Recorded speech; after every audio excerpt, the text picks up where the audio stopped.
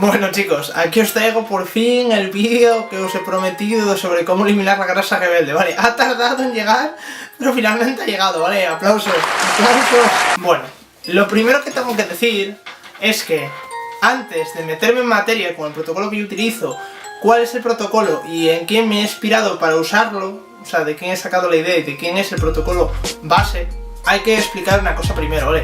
Como no se construye una casa por el tejado, sino que se empieza por los cimientos, voy a empezar explicando un poco qué es la grasa rebelde en sí, de una manera muy sencilla. En este vídeo lo mismo, voy a intentar evitar meterme en tecnicismos y si digo algún tecnicismo voy a intentar explicarlo de la manera más sencilla que yo pueda, para que todo el mundo lo comprenda y no quede ningún tipo de duda. Lo primero, ¿qué es la grasa rebelde? Vale. Una manera sencilla de explicar lo que es la grasa rebelde, podríamos decir que es esa grasa, estamos en un punto muy definido, hay ciertas partes que dices tú, pero ¿por qué esta grasa no se acaba de ir? Suele ser grasa que lleva ahí muchos años. Lleva muchos años, entonces es una grasa que está bastante asentada. Esta grasa suele estar sobre todo en los hombres, suele estar en la parte del lumbar, que es la espalda baja, suele estar también en la zona del abdomen bajo y en las mujeres suele ser sobre todo el tema de las piernas, la cadera, el femoral, el glúteo, ese es donde suele estar. Entonces, la pregunta que nosotros nos tenemos que hacer, ¿por qué esta grasa parece que es imposible de irse? Y esto se debe sobre todo a 5 causas principales. La primera es que tenemos un nivel bajo de beta receptores y uno alto de alfa receptores. Para los que no sepáis qué son los alfa receptores y los beta receptores, una manera muy sencilla de explicarlo podría ser que los beta receptores son como el acelerador de un coche. Es lo que promueve la oxidación de las grasas y que lo utilicemos como energía, y los alfa receptores sería como lo que lo frena, ¿no? Sería como los frenos de un coche. Normalmente suele haber más de receptores del segundo tipo, lo que impide y frene y inhiba que se pierda la grasa. La segunda sería que en estas zonas tenemos niveles bajos de circulación sanguínea. ¿Esto qué quiere decir? Que estas zonas están comprometidas, porque estas zonas, la grasa rebelde de estas zonas es una grasa diferente a la normal. ¿Esto qué quiere decir? Que las hormonas no son tan sensibles en estas zonas, y hay hormonas como la adrenalina y la noradrenalina que se encargan también de favorecer esta pérdida de grasa, no lleguen también a estas zonas en tanta abundancia. Esto va a dificultar nuevamente que se pierda la grasa mucho peor. La tercera sería que estas zonas son muy sensibles a la insulina. ¿Esto qué quiere decir? La insulina es una hormona de almacenamiento. Entonces, cuando la insulina se eleva mucho, esta pérdida de grasa se detiene. Aquí la solución que tendríamos que hacer serían dietas bajas en hidratos de carbono.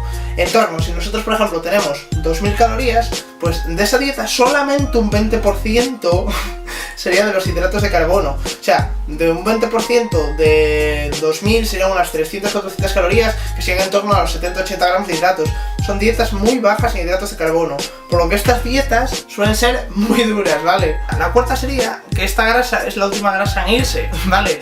Y nosotros al llevar tantísimo tiempo en déficit calórico, nuestras hormonas ya no están al 100% que como cuando empezamos. Hay maneras de paliar esto. Una sería hacer refeeds. Los refeeds elevan hormonas como la leptina. La leptina lo que se encarga es de hacer que nuestra pérdida de grasa siempre esté en un punto óptimo. Es verdad que hay estudios que corroboran que un refeed de 1 o 2 días no eleva significativamente los niveles de leptina, pero oye, algo los eleva. Entonces es mucho mejor que un sábado, un día que entrenes, o siempre, realices un refeed que un cheat meal en el que te metas 7000 calorías y te estás tirando el lastre encima. Un refeed, estás haciendo un superávit calórico, estás comiendo bien, no estás pasando hambre este día, te estás dando unos caprichos, y esas calorías de más y esa retención de glucógeno y líquidos a los 2-3 días se va a ir y vas a estar en el mismo punto, vas a estar perdiendo grasa otra vez y vas a tener los niveles de leptina algo elevados. Entonces tiene muchos más beneficios que realizar un cheat meal. Y quinta y última, pero no menos importante, en estas zonas solemos tener una gran cantidad de células grasas. Y estas células grasas son muy pequeñas, entonces esto hace que se dificulte mucho eliminar estas células de estas zonas. Sabiendo todo esto, lo que tú puedes hacer en orden de importancia sería: el primero sería reducir ese ratio que os comenté antes de beta receptores y alfa receptores, reduciendo los alfa receptores y aumentando los beta receptores. El segundo sería mejorar la circulación sanguínea de estas zonas que os había comentado que estaba muy comprometida. Y el tercero y último sería evitar alimentos que eleven mucho la insulina. Vale, ahora sabiendo lo que tenemos que mejorar, os voy a comentar cuál es el entrenamiento y cuál es el protocolo que yo utilizo, cómo organizo mi semana y cómo organizo el cardio. El protocolo que yo utilizo es el protocolo número 3 de Leigh McDonald, que es un autor que es muy importante y tiene mucho conocimiento sobre este campo para acabar de eliminar la grasa rebelde. Para que el vídeo sea un poco más dinámico y no estéis aquí todo el vídeo viendo solo mi careto y escuchándome, me voy a poner a mí de fondo a modo de gameplay para que veáis los diferentes ejercicios y tipos de cardio que yo uso durante la semana para que vayáis viendo una idea de lo que yo os voy a hablar ahora mismo, ¿vale? Bueno, primero voy a empezar a explicaros cómo organizo un poco la semana. Bueno, como veis en la tabla, tengo una rutina de 4 días de gimnasio, ¿vale? Mi semana de gimnasio empieza los martes. Empieza los martes con un empuje A, el miércoles con un tirón A, descanso los jueves, el viernes hago empuje B y el sábado hago tirón B. Os voy a dejar en la descripción un enlace donde se ve la rutina por si a alguien le interesa cómo es la que utilizo, pero bueno, ahora me voy a centrar en el cardio, ¿vale? Aquí es donde empieza el protocolo de Leigh McDonald. ¿Este protocolo en qué se basa? Su protocolo inicial se basa en 2 días, ¿vale? No recomiendo hacerlo más porque si no va a interferir un poco en las sesiones del gimnasio, entonces si quieres hacerlo más días deberías quitar por lo menos un día de pierna, pero vamos, 2 días sería lo óptimo.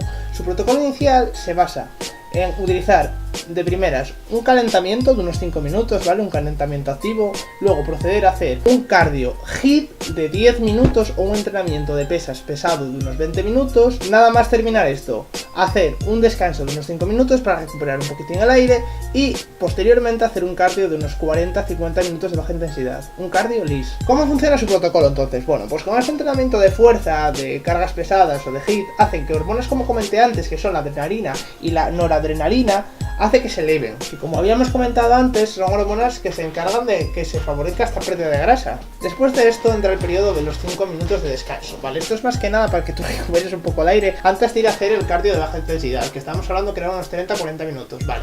Estos 5 minutos más los 40 serán 45. ¿Y esto por qué es así? Después de terminar un entrenamiento de HIIT o un entrenamiento pesado, entra algo que se llama el EPOC, que para los que no sepan qué es esto, es cuando el cuerpo está en una deuda de oxígeno tras realizar una actividad física de alta intensidad. ¿Y qué pasa? Que el cuerpo, para volver a la homeostasis, que es el estado de normalidad, tiene que aumentar el gasto calórico, y este gasto calórico extra viene directamente de la oxidación de las grasas. Esto va a permitir que nuestro metabolismo basal esté elevado siempre. ¿Esto qué quiere decir? Que con la misma actividad física que estábamos realizando antes vamos a quemar más calorías. Esto sumado al déficit calórico que tenemos va a dar resultado a un déficit calórico semanal más alto, por lo que nos va a facilitar bastante la pérdida de grasas con la misma cantidad de calorías ingeridas y la misma actividad física. Esto es lo que se llama el efecto Afterburn. Hay estudios que corroboran que este efecto puede llegar a durar entre 24 y 48 horas, pero muchos investigadores corroboran que el efecto álgido de este efecto Afterburn se produce 1 hora después de este entrenamiento y luego va disminuyendo progresivamente en el tiempo. Por eso, Leigh McDonald dice que hay que hacer un cardio de baja intensidad justamente después de haber acabado este entrenamiento para aprovechar justo esa hora de Afterburn,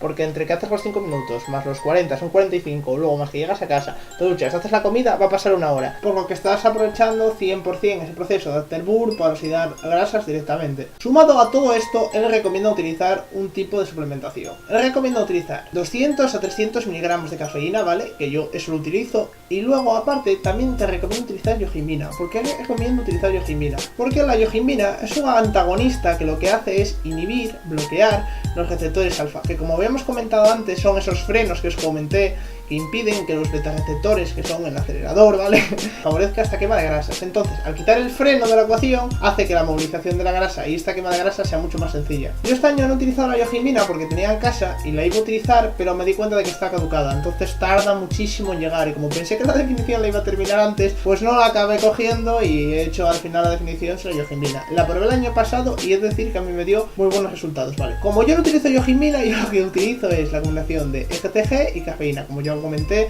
yo os enseñé un estudio en otro vídeo de que en personas que son deportistas aumenta hasta un 17% la oxidación de las grasas. Entonces, esto en cierta medida parcha un poquitín el tema de la yohimbina. Decir también que si vas a consumir yohimbina, tienes que hacer el entrenamiento en ayunas. No por nada, sino porque para que el efecto de la yohimbina funcione, tienes que consumirlo en ayunas, ya que se han realizado estudios de que la eficacia de esta misma se reduce hasta un casi 100% al no estarlo. Esto quiere decir que seguir insulina al cuerpo interacciona de forma muy negativa. Entonces vamos a recapitular. Con este protocolo, entonces Entonces estaremos atacando los 3 puntos importantes que habíamos comentado antes. Estaremos disminuyendo ese ratio de alfa receptores y haremos que solo entren a la ecuación los beta receptores. Con el tema del HIIT estaremos mejorando ese entorno hormonal, estaremos mejorando la circulación sanguínea con las hormonas que os comenté antes, la adrenalina y la neuroadrenalina, que favorecerán la oxidación de las... Y a todo esto hay que sumarle lo que os comenté antes de incluir una alimentación baja en insulina, por lo tanto meter muy pocos hidratos de carbono. Si sumamos todo esto, es muy posible que consigamos eliminar esa maldita grasa rebelde que nos molesta. También decir que esto es un planteamiento muy agresivo y no está hecho para todo el mundo. Estos planteamientos los suelen utilizar competidores de men's physique y culturismo para acabar de apretar una definición. Una persona normal está a un porcentaje óptimo que sería algo más elevado y es mucho más fácil de conseguir. Vale, una vez explicado el protocolo de Lane McDonald's, ahora voy a explicar la variación que yo he hecho porque es la que a mí mejor me viene.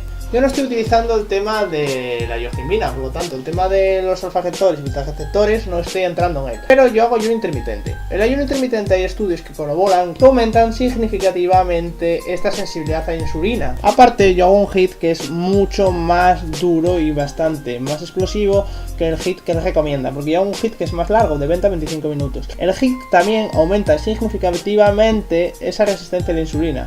Por lo tanto, yo lo estoy planteando desde otro sentido, que es, en vez de realizar una dieta que sea tan baja en hidratos de carbono, lo que estoy haciendo es mejorar esa sensibilidad a la insulina para que esos depósitos no se llenen tan pronto al ingerir una cantidad más alta de hidratos y que no me bloquee esta pérdida de grasa. Esto me permite tener una ingesta calórica más elevada de hidratos de carbono, con lo que me puedo saciar mucho más y no pasar hambre. Esto me facilita mucho más mantenerme en esas calorías que son bajas, entre comillas, y no me dificulta tanto realizar toda la actividad física que hago a la semana. Dicho esto, vamos a volver a mi rutina y explicarla directamente. Los lunes, como os mostré el otro día, empiezo con entrenamiento metabólico. Me suelo hacer la Sydney porque lo puedo hacer en casa, pero bueno, hay veces que si me da la venada y voy hasta el gimnasio o otro tipo de entrenamientos metabólicos que no son más que entrenamientos que vienen del CrossFit, pero bueno, no los voy a explicar aquí. Si en algún vídeo queréis que explique cuáles son los otros tipos de entrenamientos metabólicos que yo hago de CrossFit, ponedme en los comentarios que yo lo explicaré, ¿vale? Después de esto, realizo un cardio de baja intensidad de 40 a 50 minutos que suelo ir a andar, que es donde aprovecho el efecto de hacer uno justo este que habíamos comentado, de una hora después de terminar una actividad física de alta intensidad. Luego ya empieza mi semana de pesas, que empezaría el martes con el empuje A, el miércoles con el tirón A,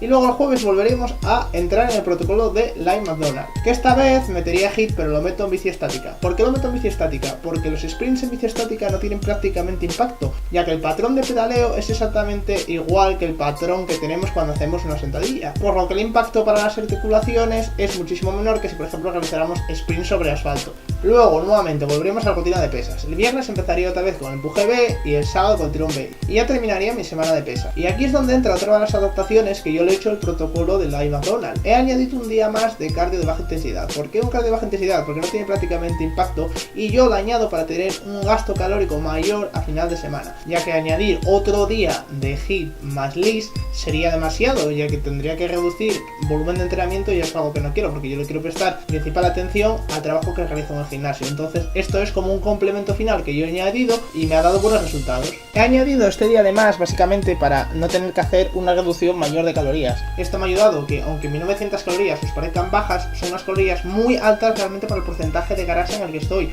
Actualmente estoy en un porcentaje de grasa muy bajo, estoy por debajo de un 10% de grasa corporal.